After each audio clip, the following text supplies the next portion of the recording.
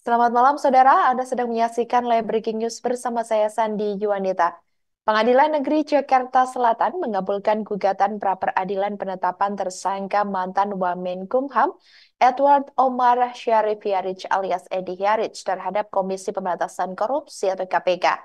Hakim dalam putusannya menyatakan penetapan tersangka Edi Hiarij oleh KPK adalah tidak sah dan tidak mempunyai hukum mengikat. Hal itu disampaikan oleh Hakim Tunggal Estiono saat membacakan amar putusan gugatan pra-peradilan penetapan tersangka Edi Hiarij di ruang sidang utama Pengadilan Negeri Jakarta Selatan pada Selasa 30 Januari 2024 hari ini.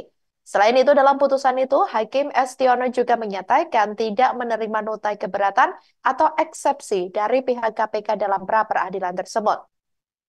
Sebelumnya, kuasa hukum Edi Hiarij yakni Lutfi Hakim meminta majelis hakim mengabulkan permohonan pra-peradilan kliennya.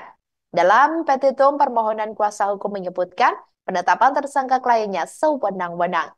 Adapun hal itu disampaikan kuasa hukum Lutfi pada sidang pra-peradilan perdana kliennya di Pengadilan Negeri Jakarta Selatan pada Senin 22 Januari 2024 lalu. Diketahui KPK telah menetapkan Edi Hiarij sebagai tersangka kasus dugaan suap dalam Administrasi Hukum Umum atau AHU di Kemenkumham RI. Diketahui hakim menerima dan mengabulkan permohonan pra-peradilan dari pemohon Edward Omar Syarif Hiarij seluruhnya.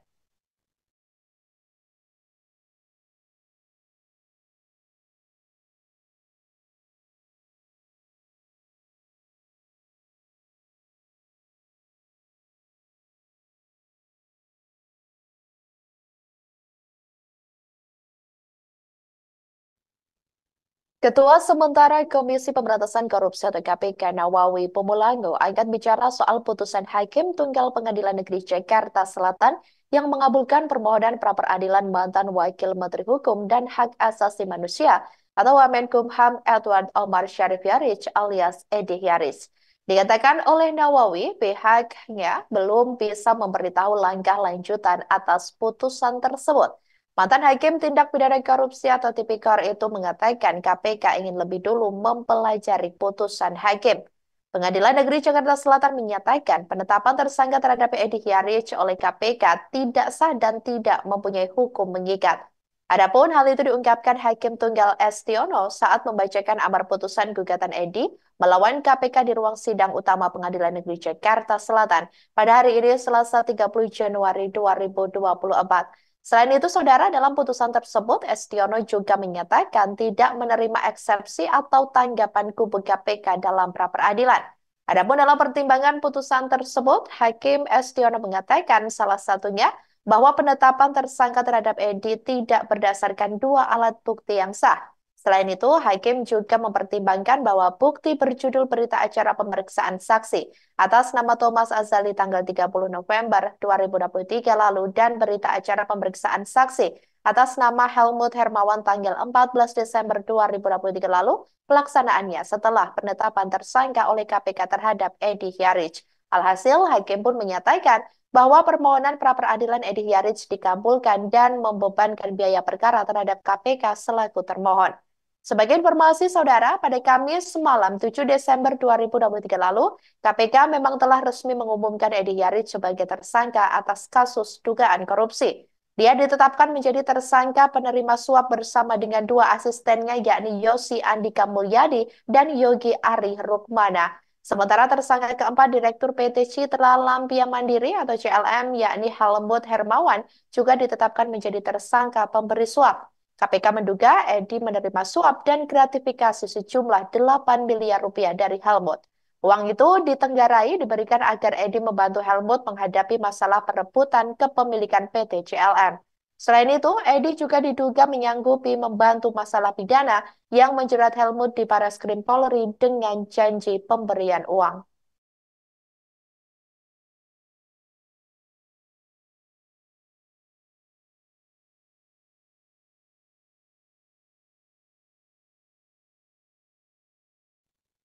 Tim kuasa hukum pengusaha Helmut Hermawan meminta Komisi Pemberantasan Korupsi atau KPK untuk menghentikan sementara terkait proses penyidikan kepada kliennya.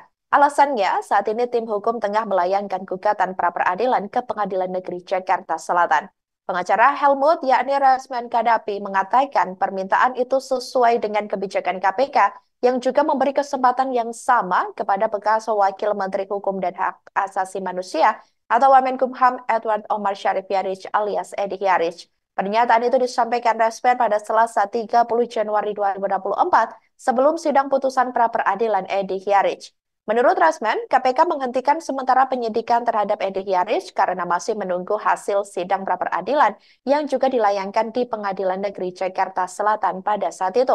Permintaan itu dikatakan oleh Rasman juga diperkuat oleh komentar Wakil Ketua KPK Johannes Tanak kepada awak media pada Rabu 17 Januari 2024 lalu yang menyatakan bahwa pemberkasan dan pemeriksaan terhadap Edi Yarich menunggu sidang pra-peradilan selesai digelar. Selain itu, Rasman mengatakan pihaknya menuntut perlakuan yang sama di muka hukum, yakni apabila hasil putusan pra-peradilan Edi Yarich dinyatakan tidak dapat diterima, maka tersangka harus segera ditahan. Namun ternyata hakim memutuskan telah mengabulkan pra-peradilan Edi Yarich dalam kasus tersebut.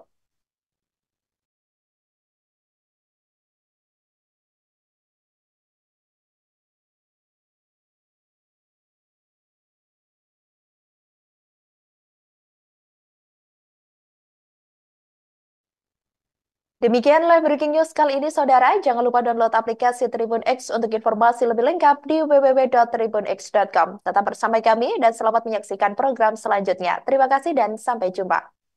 Download Tribun X sekarang. Menghadirkan lokal menjadi Indonesia.